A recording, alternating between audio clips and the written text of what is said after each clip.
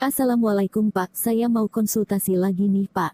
Ada yang belum saya pahami tentang faktor-faktor yang mempengaruhi pertumbuhan dan perkembangan makhluk hidup, seperti yang Bapak jelaskan kemarin. Apa itu? Tapi tentang definisi dan perbedaan antara keduanya, kamu sudah pahami kan?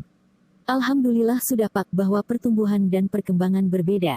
Pertumbuhan bersifat kuantitatif yang dapat diukur sedangkan perkembangan bersifat kualitatif yang tidak dapat diukur. Tapi apa yang belum saya pahami adalah apa saja faktor yang mempengaruhi pertumbuhan dan perkembangan pada makhluk hidup Pak. Oke bagus, jika kamu telah mengerti perbedaan antara keduanya. Jadi, pertumbuhan dan perkembangan tidak dapat dipisahkan dari makhluk hidup karena ciri makhluk hidup salah satunya adalah tumbuh dan berkembang. Nah, apa saja yang mempengaruhi kedua proses tersebut?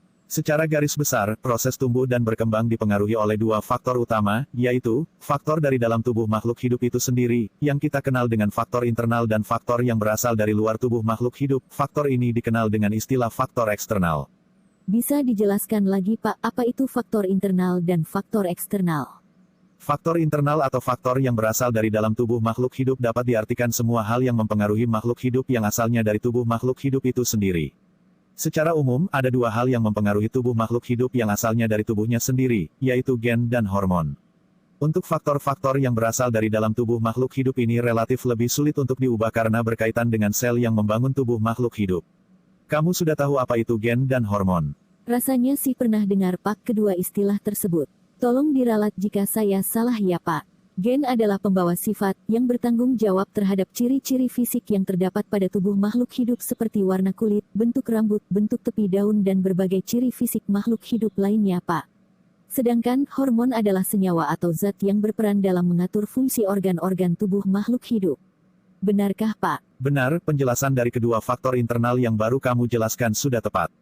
Gen adalah sebuah struktur di dalam sel tubuh makhluk hidup yang berperan dalam mengekspresikan ciri-ciri fisik dari tubuh makhluk hidup. Gen ini sifatnya diturunkan dari orang tua atau induk kepada keturunannya, itu sebabnya mengapa gen dikatakan hal yang bertanggung jawab terhadap pewarisan sifat.